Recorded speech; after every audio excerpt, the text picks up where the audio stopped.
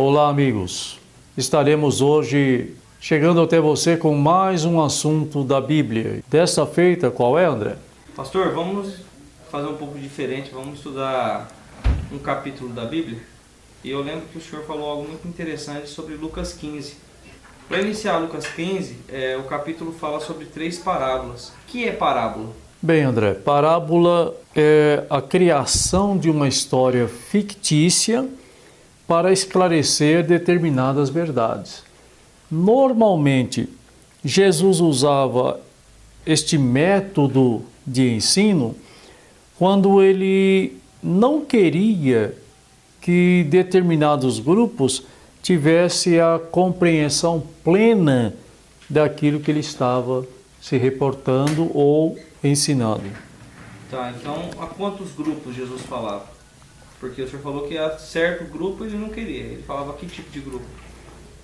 Especificamente no capítulo 15 de Lucas, quando nós observamos os versos 1 e 2 e até o 3, nós observamos lá que ele fala a 4 grupos: escribas, fariseus, pecadores e publicanos.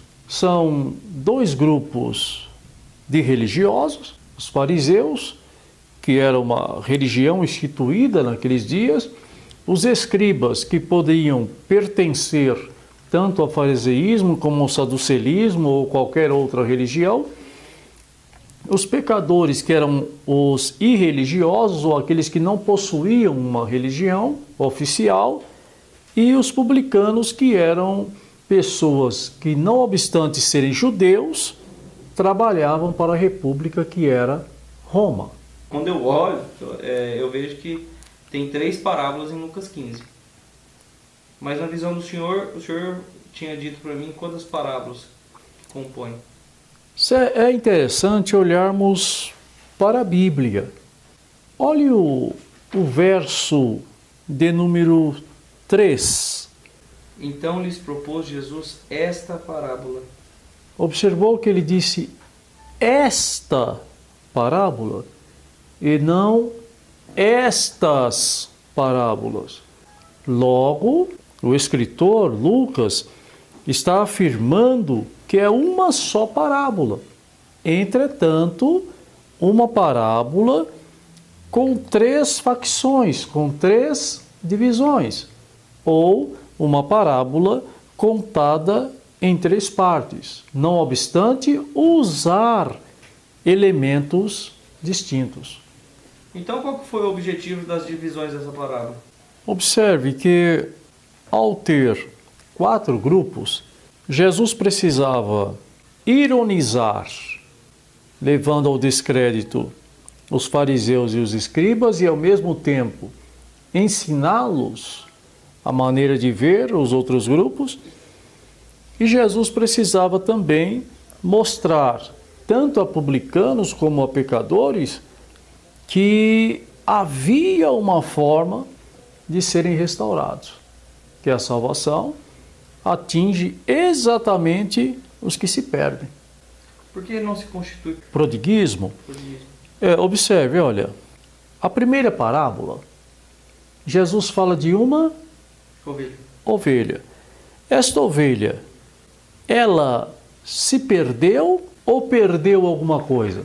Perdeu, não foi? A ovelha se perdeu. Não obstante, por volta de 1970, 71, o Oséias de Paula ter colocado as 99 ovelhas no aprisco, mas não há em versão nenhuma da Bíblia esta afirmação. Antes ele diz, olha, qual homem, ele não diz pastor, ele diz qual homem dentre vós, que tendo 100 ovelhas, e uma delas se perdendo, não deixa as 99 no aprisco. Deserto. Na Bíblia fala deserto. Deserto. Toda a versão bíblica está deserto. Ora, deserto é a casa do lobo. E a ovelha é alimento para o lobo. Jesus aqui, nesse setor específico, ao usar esta frase, ele está ironizando os fariseus e os escribas. Por quê? Ele está dizendo que os fariseus correm atrás de uma só alma, correndo o risco de perder 99. Mais tarde ele vai dizer isso abertamente a eles, que ele diz, ai de vós, fariseus, que correm todo o mundo por um prosélito e perdem as suas próprias almas. Agora, é interessante perceber que a ovelha se perdeu.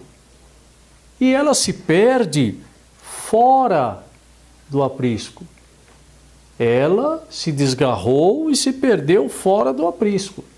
Mas, na segunda parte da parábola, ele fala de uma dracma. A dracma se perdeu ou foi perdida? Foi perdida.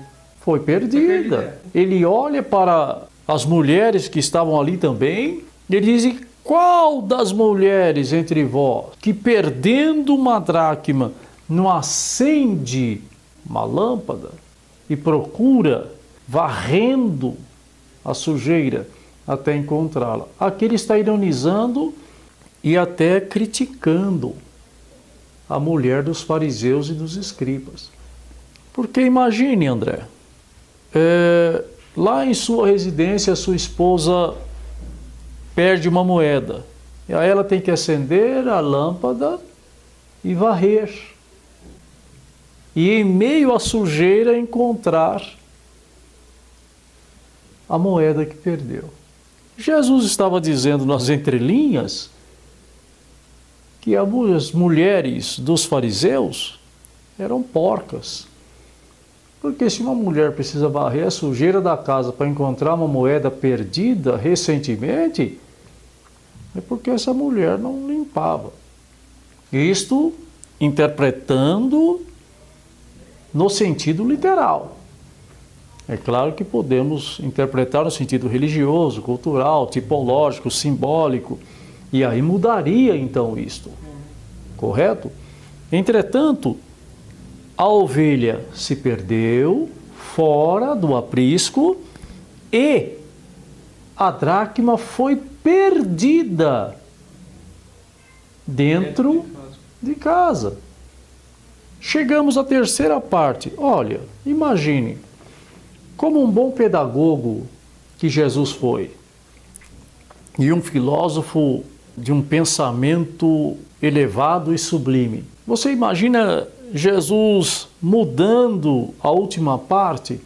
Ele fala de uma ovelha que se perdeu, de uma dracma que foi perdida. Quando chega na terceira, que é o ápice da história, ele vai falar de um filho que simplesmente saiu de casa e retornou? Não. Ele teria que fechar esta parábola. O prodiguismo é uma doença psicossomática que nós chamamos como consumidor contumaz. A pessoa gasta sem ter porquê.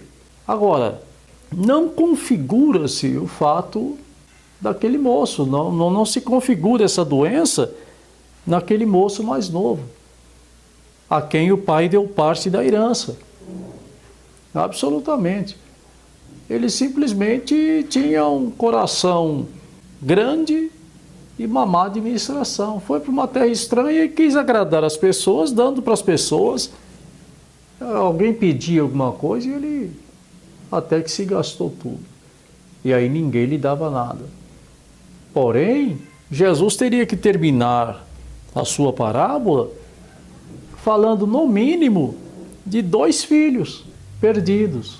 Um que se perdeu fora de casa e o outro que perdeu os valores estando dentro de casa.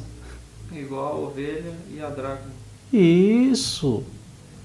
Por quê? Ele mostra que um é uma ovelha. E o outro é a dracma. Correto? Que se perdeu. O outro não, o outro perdeu valores. Um é um valor perdido, que é a ovelha, e o outro se perdeu. Ou o inverso disso, né? A ovelha se perdeu e o valor que fora perdido. O filho mais moço, que é representado na primeira parte da parábola pela ovelha, ele se perdeu. Deixou o pai, deixou a família, deixou sua terra e se perde. E ele retorna. O filho mais velho, ele fica dentro de casa, mas ele acaba perdendo os valores de família. Tanto que ao retornar para casa depois de um dia de trabalho, ele ouve barulho de festas, né? E ele questiona um escravo, um servo ali: o que está acontecendo na minha casa? Uma pessoa que não sabe o que está acontecendo na própria casa. Aí começa a ver que ele perdeu alguma coisa. Quando a pessoa lhe diz: olha, é o seu irmão que retornou, e o pai vem para conversar com ele e diz: olha, eu sempre te servir sem transgredir nenhum dos teus mandamentos. Ele era um serviçal e era santo, era direito. Mas ao mesmo tempo ele diz: olha, e o senhor nunca matou um cordeiro para mim, nunca me deu. E o pai diz: ó, filho, tudo que eu tenho é seu. Ele perdeu a identidade, ele disse: olha, vindo este teu filho, ele já não era mais filho. E também não tinha acesso a coisa nenhuma da casa. Ele era simplesmente um escravo, como nós temos hoje escravos da religião. Não faz, não por temor a Deus, mas porque a religião proíbe. Pessoas que estão presas pela religiosidade e que jamais alcançarão a salvação porque estão perdidos dentro da casa do Pai. Perderam a identidade, perderam a comunhão, perderam o acesso direto ao Pai, mas estão dentro da casa do Pai. É o que Cristo quis mostrar aos fariseus, que embora fossem religiosos, haviam perdido o acesso direto ao Pai, mesmo estando dentro da casa dele. Sendo assim, a vocês, nossos nobres amigos, nós nos veremos novamente, se Deus assim nos permitir.